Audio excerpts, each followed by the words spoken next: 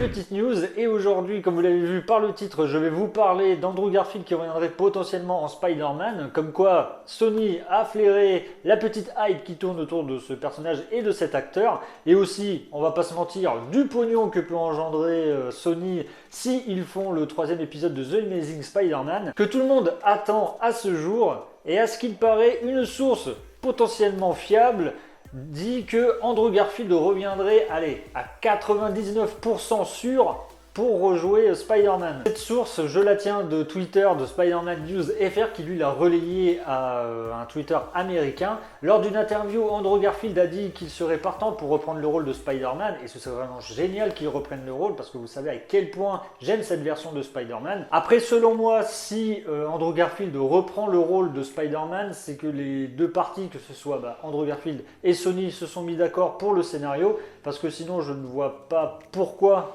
Andrew Garfield reprendrait le rôle si le scénario serait vraiment nul en fait. Après, il faut que ça reste dans la continuité du personnage, il ne faut pas que Sony fasse un film Spider-Man parce que les fans demandent un Spider-Man version Andrew Garfield. Par exemple, il ne faut pas non plus qu'ils prennent les scénaristes qui ont fait Venom parce que sinon le personnage et même le film perdent en crédibilité. Ou sinon qu'ils prennent les scénaristes de la version de Tom Holland pour le MCU parce que là le personnage serait inintéressant. À part s'il me prouve le contraire, mais sinon je suis vraiment emballé par l'idée de reprendre Andrew Garfield pour Spider-Man. Après, il faut attendre un peu parce que déjà il faut voir si ça se fait vraiment et qui ils vont prendre en scénariste ou sinon en réalisateur. Mais je pense qu'on va bientôt avoir des nouvelles de cette news dans le courant de l'année ou voire même bientôt. Vous le savez peut-être, mais Andrew Garfield est un grand fan de Spider-Man, il a même grandi avec ce personnage. Il est même venu lors du Comic Con, je ne sais plus de quelle année, mais en tout cas c'était lors du Comic Con pour l'annonce du nouvel acteur pour jouer Spider-Man dans la nouvelle franchise The Amazing Spider-Man. Donc pour moi je suis plutôt confiant pour le retour d'Andrew Garfield en Spider-Man. Je pense que ça va faire beaucoup parler sur les réseaux sociaux quand ils vont annoncer que Andrew Garfield revient dans The Amazing Spider-Man 3. Après pour Sony c'est vraiment la poule aux œufs d'or, ils savent pertinemment qu'ils vont engranger beaucoup d'argent. Et aussi quelques concept art pour le film Spider-Man No Way Home ont été mis sur internet et je peux vous dire qu'elles valent vraiment le coup d'œil. Elles sont largement mieux que certains plans choisis pour le film par John Watt. Et ça, franchement, il n'y a pas photo. Une est vraiment iconique où on voit les trois Spider-Man sur la Statue de la Liberté et comme vous pouvez le voir, elle a vraiment plus de gueule que celle où ils arrivent tous en même temps en train de faire leur pose héroïque. Une qui est plutôt simple et efficace où on peut voir toutes les pièces de l'appartement de Happy Hogan, où on voit Peter Parker aussi profiter de sa tranquillité vu qu'il est public ennemi numéro 1 lors de ce film à New York.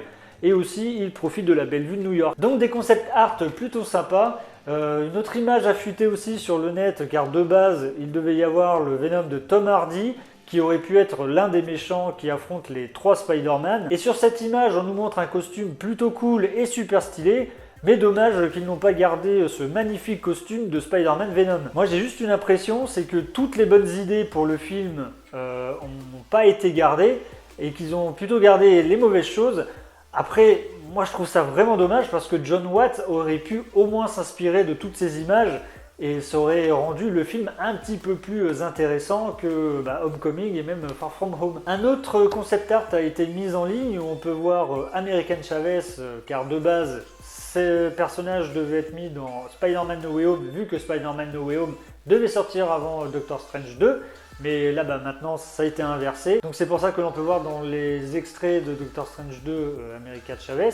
Mais le personnage devait être incarné par Isabella Moner, qui vous avez peut-être vu cette actrice dans Transformers 5 ou sinon dans le film Dora l'exploratrice. Mais elle a été remplacée par une jeune actrice qui débute dans le cinéma hollywoodien, Xochitl Gomez. Donc comme ça permettra à Disney de la faire grandir film après film dans le MCU. Alors un autre film Marvel devait sortir au mois de janvier, mais il a été repoussé pour sortir le 30 mars.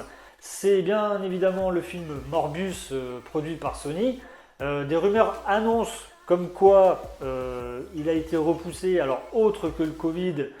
Après c'est à prendre avec des pincettes, je ne suis pas vraiment sûr que ce soit ça, mais le Covid l'a fait repousser de nombreuses fois, et bien là ce coup-ci, à ce qui paraît, il a été repoussé pour que Sony permettent à Andrew Garfield de faire quelques scènes pour le film.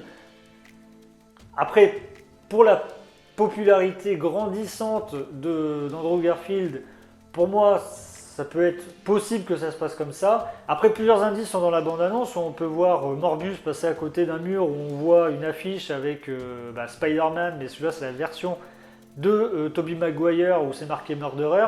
Sinon, on peut voir aussi le vautour de Michael Keaton, qui là c'est vraiment bizarre parce que lui normalement c'est le vautour du MCU avec Tom Holland. Et aussi on peut voir la tour Oscorp dans la bande-annonce qui ressemble étrangement à celle de la version de The Amazing Spider-Man. Il fait aussi référence à Venom lors de la fin de la bande-annonce.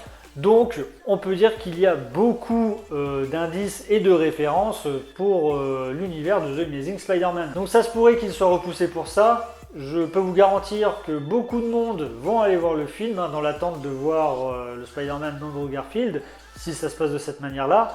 Moi, en tout cas, je n'ai pas forcément de grosses attentes sur le film.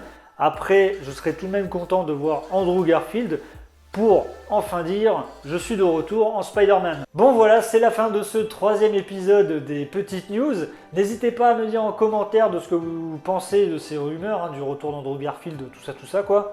N'oubliez pas de me laisser un petit pouce bleu et de vous abonner à la chaîne. Moi je vous dis à une prochaine vidéo. Ciao!